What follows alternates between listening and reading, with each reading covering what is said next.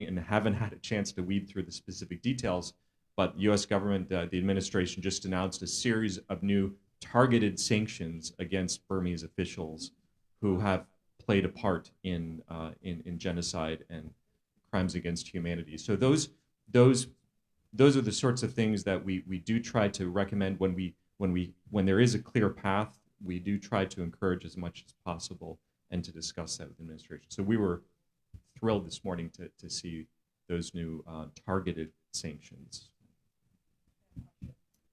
Hello, I hope you don't mind a question from across the pond, and I apologise.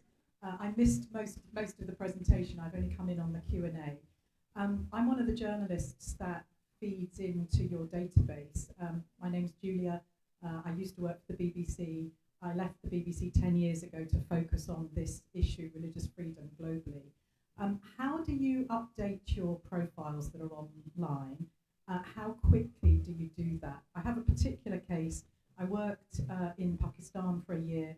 There's a young man who is on your database, one of your prisoners of conscience. However, he's been bailed on a blasphemy charge, but that charge is still hanging over his head. And he has bipolar. And many people say the charges should all be dropped. How do you kind of, once you've got someone on bail, do they kind of disappear off your radar? I'm keen that this one keeps in the spotlight because our UK all-party parliamentary group is about to visit the country. So that's my question. How do you update? How do you keep these cases fresh? Thank you. Of course. When we see updates, when we receive updates, we do our best to update those profiles as soon as possible. So please, if you have I'm actually curious, what's that person's name? Yeah. I do remember his case. I believe there was like a UN communication related to his imprisonment. And I'll have to double check to make sure that we did update that. But usually for our purposes and because of the nature of the database, we have a lot of rules that we stick by. And once a person is released on bail or is out of jail, that's where our database typically stops unless there is specific court developments, unless a court says, this person's sentenced to 7 years.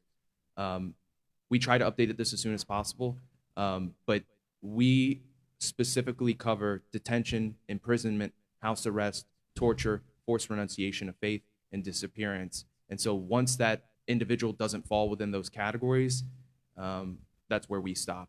Now, we still are, of course, trying to keep abreast of what's happening in his case, and we take stuff from whoever sends us information. We're more than happy to take it, but that's really, we're kind of stuck in those guidelines, and we only have a certain amount of bandwidth to do so as well.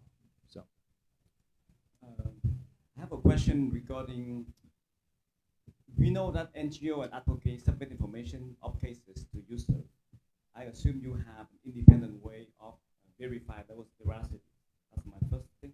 The second thing, how can NGO and other advocates could help?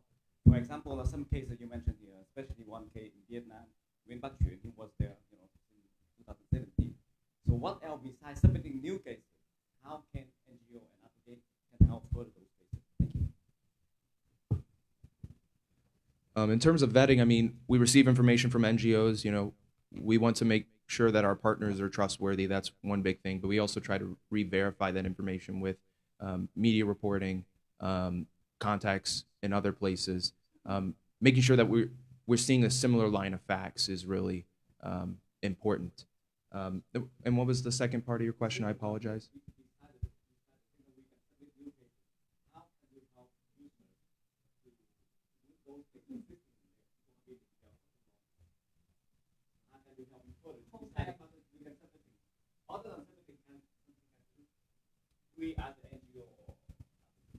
So we get questions from members of Congress about specific cases, and we assume that's because our NGO partners are raising those cases with members of Congress. So to the extent that any individual or any entity is hearing about these cases from a number of different places, USCIRF and the NGO community and elsewhere in the US government, it really amplifies the case and it builds some of the momentum towards hopefully helping those cases.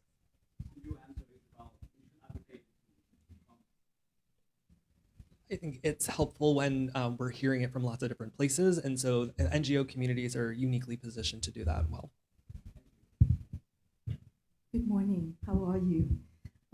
A year ago, I met most of you at the IOF Summit 2022. Right?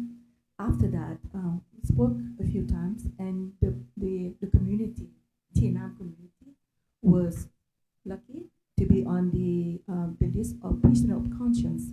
So I thank you for your hard work, and I thank you to a lot of people voice to help assisting the list.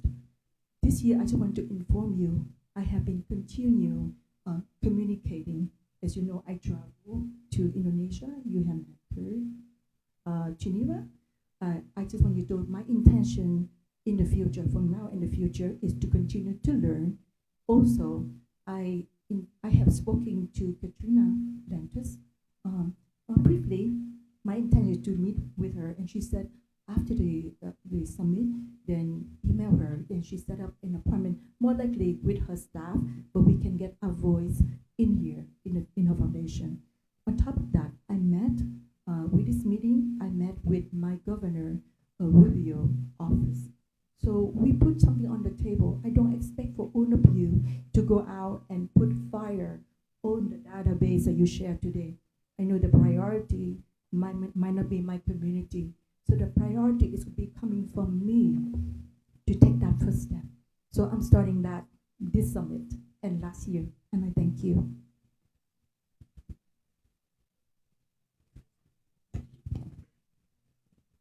This will be our last respond. Thank you. I will say, the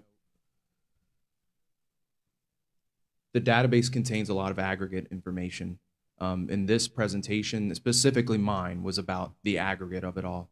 I know the community you're referring to is, writ large, we would call them the Buddhist community. Buddhists are represented in the database. Really what I want to emphasize, though, is that, one, thank you for telling us about this case. That's really key. And second, any information you get, send it to us. Everyone here, please send us information. There are religious communities I'll be honest, I'm learning about, just never heard of them before. And then they got flagged to me, and now they're in our database. It's really, your help cannot be stressed as it cannot be stressed how important your help is. And so please reach out to us. Yeah. So thank you all for attending today. I don't know. Yeah, Keely. Well, I was just going to wrap it up. Our IRF Summit partners have signaled to me that we have hit time. So I just wanted to say thank you again to Dylan, Scott, and Kurt for their presentations. And also to thank the audience for your engagement and interest in this issue and your great questions. I also just want to reiterate what Dylan just said. I mean, the Forbes Victims Database is a great resource, so please feed into it, continue to feed into it, but that's also just one resource among many. We also do a lot of our reporting, our annual report, ad hoc reporting, other events, so you also can feed into those processes and inform us in that way as well. So please be in touch, and I think we'll be hanging around here for a couple of minutes, but thank you again.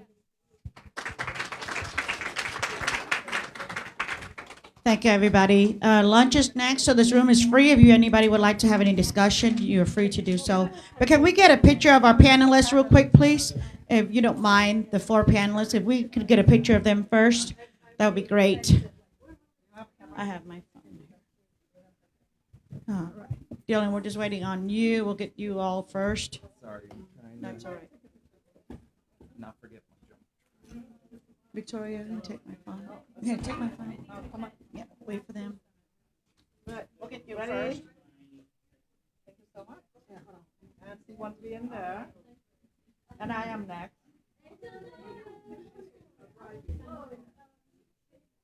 Okay.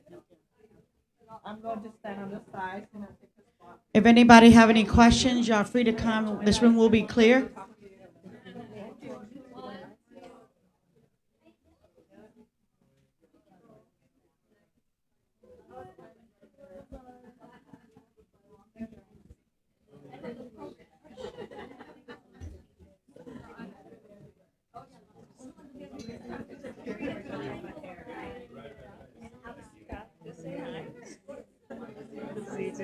Thanks everything, of course. I want to introduce myself. I'm Abba Cohen. I'm living in Israel. We talked about Iran and some cases. I want to continue that conversation with you because there are Iranian communities here in America that are looking for some guidance. Have you heard anything, by the way, about the Lautenberg Amendment? That movement, quote unquote, in the Lautenberg Amendment?